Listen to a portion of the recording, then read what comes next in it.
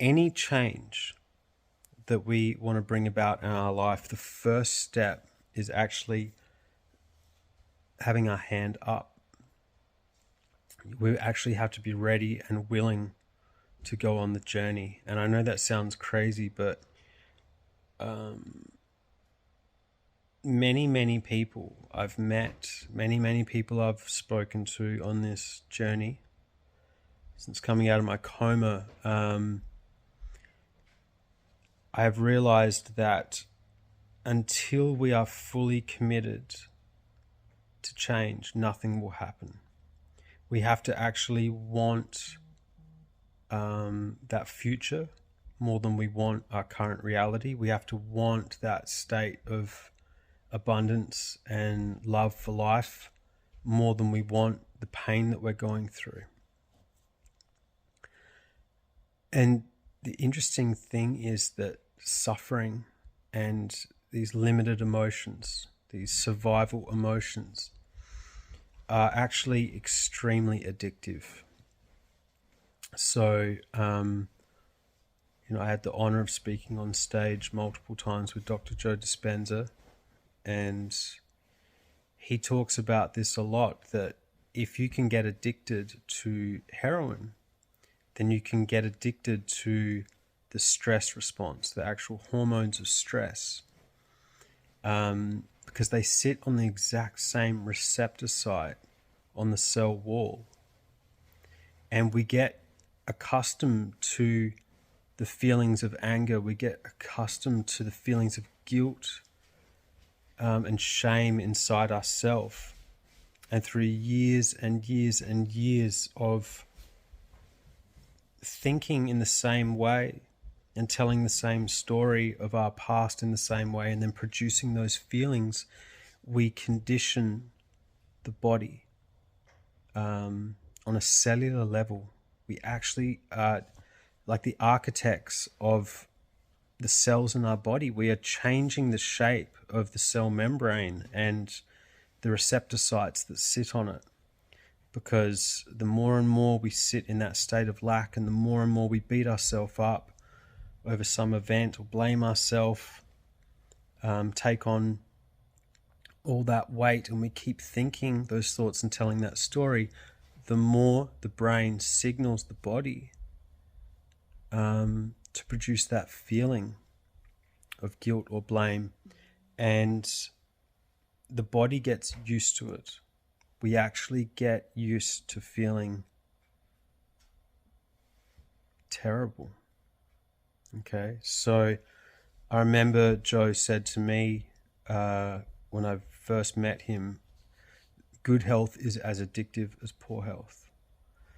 But we've got to be able to turn the tide. We've got to be able to get to that tipping point where we move from the limited emotions and we start experiencing enough joy, enough appreciation for life, enough personal freedom, enough love, self-love, self-worth, but love for life as well, love for existence, that we can slowly start to basically program the body to start getting used to this new person, this new life, this new state of being.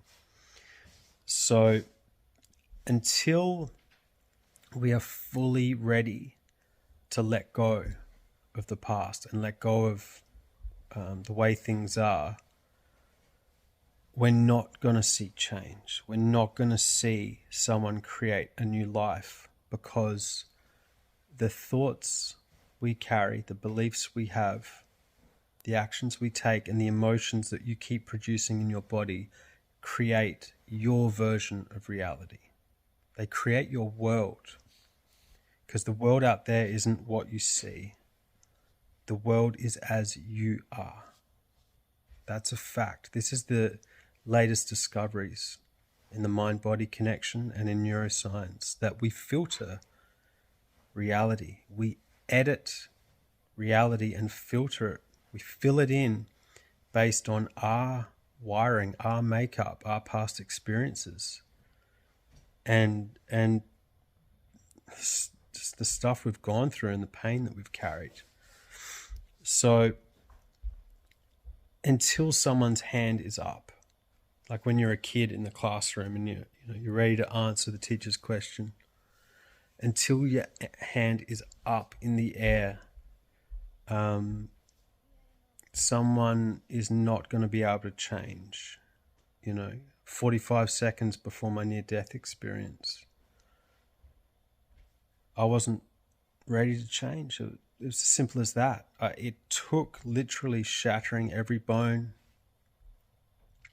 in my face. It took fracturing my skull in multiple places.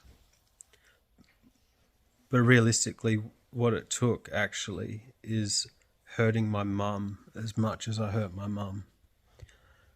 That's actually the catalyst in my journey, in my life. When I realized the hurt that I'd caused my mum, near enough wasn't good enough. And I didn't care what doctor, your PhD or your anything that anyone said to me. They were all wrong. Every expert, every medical Western expert, you can't come close to the love that I've got for my mum. And I succeeded.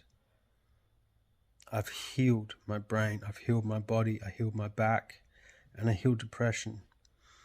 And for me, that point in time was realizing that I was not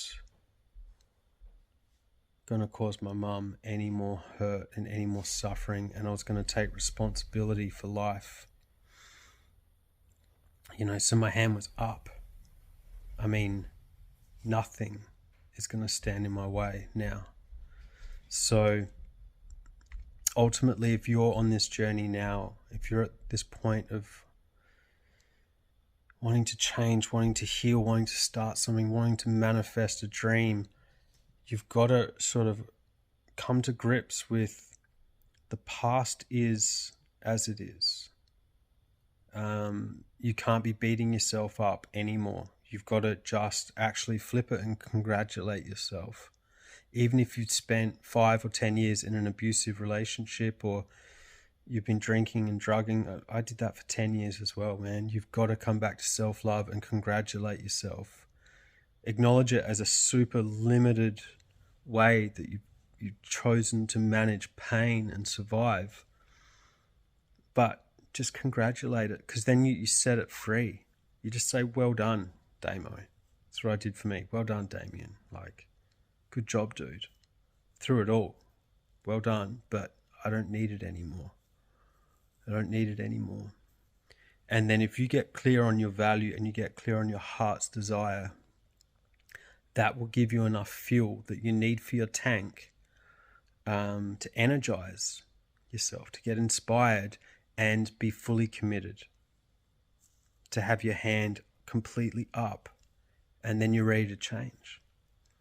Then the sacrifices that you'll have to make, okay, some social groups will end, some friendships will run their course, you will have to say goodbye. If you want new life, if you want the healing, if you want change, you can't carry the old personality into the new life. It's not possible. So who's going to pay the cost? You know what I mean? I realized I wasn't going to sacrifice for my dreams anymore. And I wasn't going to allow my mum to go through any more hurt and suffering. And that was it. That was enough. And I've never turned back. Okay, so I made that decision with firm intention. And it brought about, a brand new life. So, maybe someone right now that you want to help them, they're going through pain or addiction. You got to realize you cannot make someone change. The most we can do is just try and hold space, try and just always lead with compassion and understanding, but there's nothing you can do. We all have free will. And you can lead a horse to water, but you can't make it drink.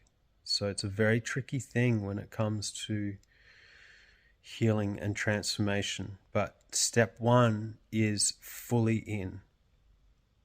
Burn the boats. Like, this is what's going to happen, and new life and this joy, this ability to express myself and contribute to the world means more. This means more than this current life that I'm living right now. And you've got to fall in love with it. You have to just fall in love with it. And if you think you can't do it, and you think it's all a pipe dream, then it's not.